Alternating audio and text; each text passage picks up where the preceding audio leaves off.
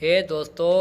आज मैं आपके लिए इस मांगा का थर्ड चैप्टर लाया हूँ। तो फ्रेंड्स, मैं आपको बता दूँ कि इस चैप्टर की स्टार्टिंग में हम देखते हैं सिंडर को, जो एक दरिया के किनारे खड़ा होता है और कहता है मेरा नाम सिंडर फायर है और आज मैं थोड़ा सा पैनिक हूँ क्योंकि ये जो लड़की ब्लू है इसने कहा है कि ये मुझे किसी तरह का दारू वॉरियर बनाना चाहती है और इसलिए आज मैं डेथ और लाइफ के टेस्ट के दरमियान फंसा हुआ हूँ। हाँ, ये तो बात है कि ये कोई गिफ्ट नहीं है, लेकिन हाँ एक मर्डर ज़रूर है जो डिस्कस्टिंग ब्लेसिंग के तौर पर है।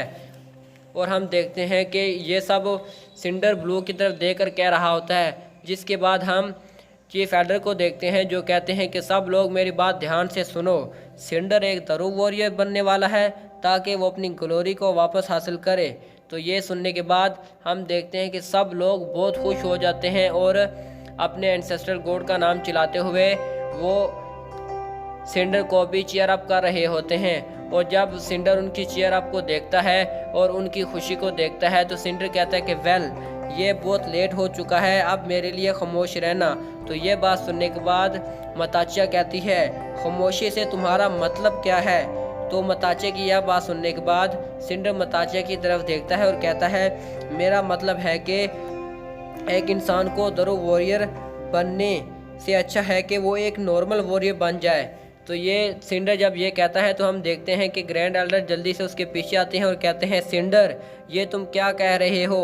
ये जो दारू रिचुअल है ये ग्रेट मताचिया ने खुद प्रिपेयर करवाया है और ये तुम्हारे लिए बहुत ऑनर की बात है। हाँ सिंडर, मैं तुम्हें एक बात बता दूँ, हमारे लोगों को देखो और उनकी आंखों में देखो कि उनमें से हर किसी का यही ख्वाब है कि वो लोग दारू रिचुअल के लिए एक्सेप्ट कर लिए जाएं, अगर इसके बदले में उन्हें उनकी जान ही क्यों ना देनी पड़े और इसकी कीमत उनकी जान ही क्यों ना हो। अगर सिंडर, मैं तुम्हें एक बात बता दूं, अगर आज तुम इस रिचुअल से भाग गए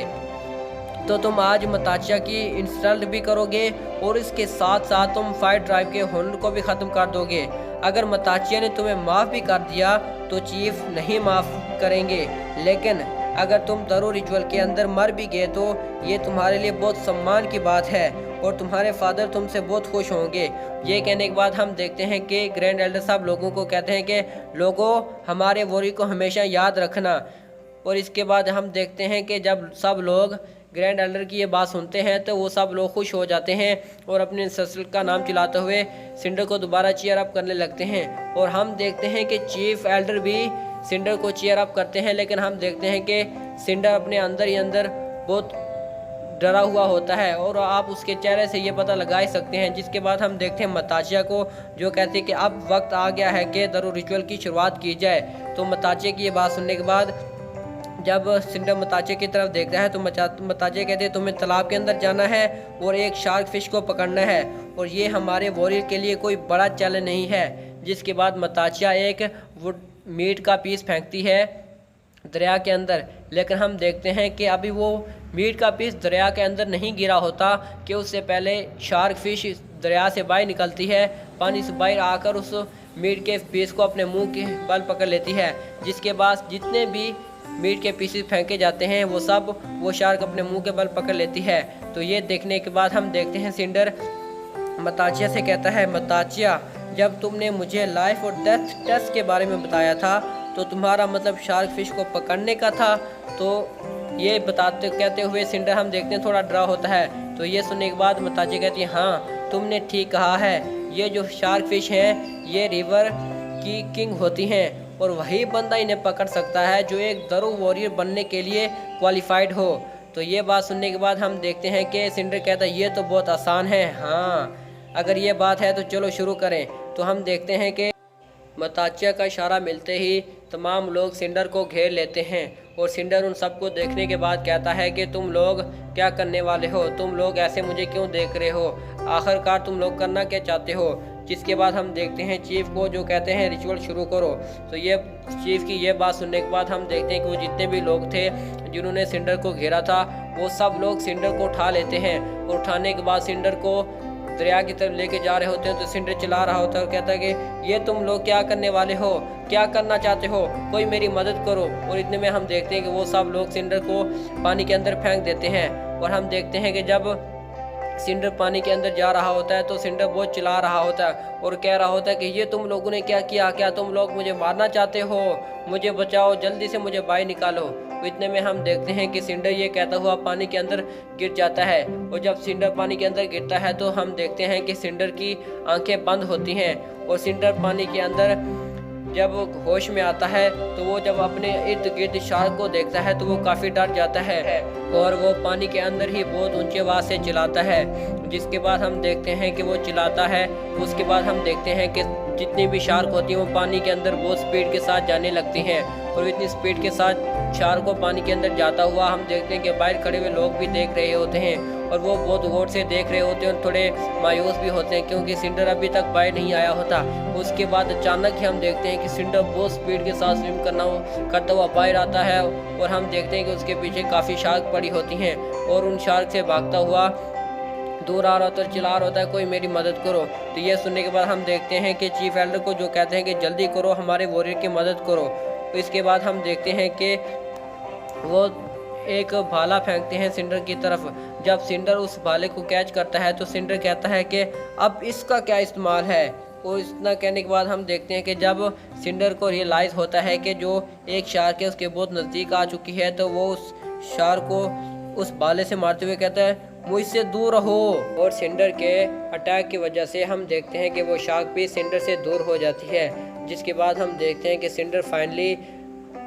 उस दरिया से बाहर निकल आता है और जब सिंडर बाहर निकलता है तो सिंडर को रियलाइज़ होता है कि उसके पास कोई खड़ा है। तो सिंडर जब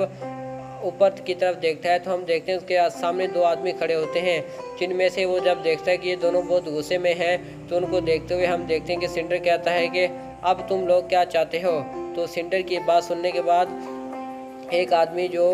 आगे खड़ा होता है वो बहुत गुस्से से चिल्लाता है और कहता है कि फाइट ट्राइब एक बहादुरों की जगह है, ना कि डरपोकों की जगह, इसलिए तुम वापस जाओ। तो ये सुनने के बाद हम देखते हैं कि ग्रैंड एडलर भी चिल्लाते हुए कहते हैं सिंडर वापस जाओ और दरू रिचुअल को फेस करो। तो ग्रैंड एडलर की ये बात सुनने के बाद सिंडर कहता है ग्रैंड एडलर मैं ऐसे वापस नहीं जाऊंगा, मुझे एक वेपन चाहिए ताकि मैं शार्क फिश को पकड़ सकूं। तो ये सुनने के बाद ग्रैंड एडलर कहते हैं वेपन, क्या हमने तुम्हें दिया नहीं। तो ये सुनने के बाद सिंडर कहता है एक वॉरियर को एक ऐसे वेपन की ज़रूरत होती है जो उसे हेल्प करे और उसका हो, वरना मैं अपनी स्ट्रेंथ को शो नहीं कर पाऊंगा। तो ये सुनने के बाद हम देखते हैं चीफ एल्डर को जो मताचिया के पास आते हैं और कहते हैं कि मताचिया इतना ही अभी उसने कहा था। तो हम देखते हैं कि मताचिया कहती है हाँ इसे वेपन की ज़रूरत है, इसे वेपन दे दो। तो इतने में हम देखते हैं कि मताची के बात सुनने के बाद सिंडर बहुत खुश होता है और वहाँ से भागकर चला जाता है। जिसके बाद हम देखते हैं कि वो हुक्का कहता है कि मताचिया आपको लगता नहीं कि ये यहाँ से भाग जाएगा। तो ये बात सुनने के बाद हम देखते हैं मताचिया कहती है इसमें इतनी हिम्मत नहीं। जिसके बाद हम देखते हैं कि अभी वो बातें कर ही रहे होते हैं कितने में सिंडर उनके पीछे आता और कहता है कि मैं देरी के लिए माफ़ी चाहता हूँ। इतने में हम देखते हैं कि सिंडर को जब दिखाया जाता है तो सिंडर के पास बहुत बड़ी रस्सी होती है और उसके पास डियर के हॉर्न भी होते हैं। तो सब लोग ये देखकर हैरान हो जाते हैं कि ये इतनी बड़ी रस्सी और डियर के हॉर्न के साथ क्या करेगा। तो उनमें से कुछ बंदे कहते हैं कि ये इतनी बड़ी रस्सी और डियर के हॉर्न के साथ क्या अपनी जान बचाना चाहता है, क्या ये कोई कावड़ है, ये कावड़ है और ये मरने से डरता है, इसलिए ये इस रस्सी और इस टूल की मदद से अपनी जान बचाना चाहता है। जिसके बाद हम देखते हैं कि सिंडर उस रस्सी और टूल को आपस में बांधने लगता है, जिसे देखकर मताचिया भी हैरान होती है। उसके बाद हम देखते हैं हुक्का मताची के पास आता है और कहता है कि मताचिया ये क्या कर रहा है। तो ये बात सुनने के बाद मताचिया कहती है लेट्स सी, अभी हमें देखना चाहिए, देखने के बाद ही हमें पता चलेगा कि ये क्या कर रहा है। जिसके बाद हम देखते हैं कि जब सिंडर उसको तैयार कर लेता तो कहता है ओके अब ये रेडी हो गया है। तो ये कहने के बाद सिंडर थोड़ा सा आगे जाता है। आगे जाने के बाद हम देखते हैं कि सिंडर बहुत तेज़ी से रस्सी को घुमाने लगता है और इतना फास्ट रस्सी को घुमाने के बाद हम देखते हैं कि उस रस्सी को घुमाने के बाद जब तेज़ी से थ्रो करता है तो वो सीधी दरिया की तरफ जाने लगती है। लेकिन हम देखते हैं कि वो अभी दरिया में ही नहीं पहुँचती, अभी वो रस्सी हवा में ही होती है कि सिंडर और सब लोग अभी उसे देख ही रहे होते हैं कि हम देखते हैं कि सिंडर उसे देखते हुए खुश होता है और कहता है कि हाँ अब तुम जल्दी से आओ, इसे बाइट करो। तो इतने में सिंडर की बात कहने की देर थी हम देखते हैं कि वहाँ एक शार्क छलांग लगाती है और जैसे ही उसे बाइट करती है तो हम देखते हैं कि सिंडर उस रोप को खींच लेता है। और सिंडर जैसे ही उस रोप को खींचता है तो हम देखते हैं कि ये सब लोग ये देखकर हैरान हो जाते हैं और सब लोग कहते हैं क्या क्या उसने फिश को पकड़ लिया, उसने शार्क को पकड़ लिया, उस शार्क को पकड़ के ऊपर ले आया। तो जब हम देखते हैं सिंडर को, जब हमें सिंडर को दिखाया जाता है तो हम देखते हैं कि सिंडर ने एक फ़िश पकड़ी होती है और कहता है कि मताचिया क्या आप कोई गारंटी है कि मैं पास हो गया हूँ।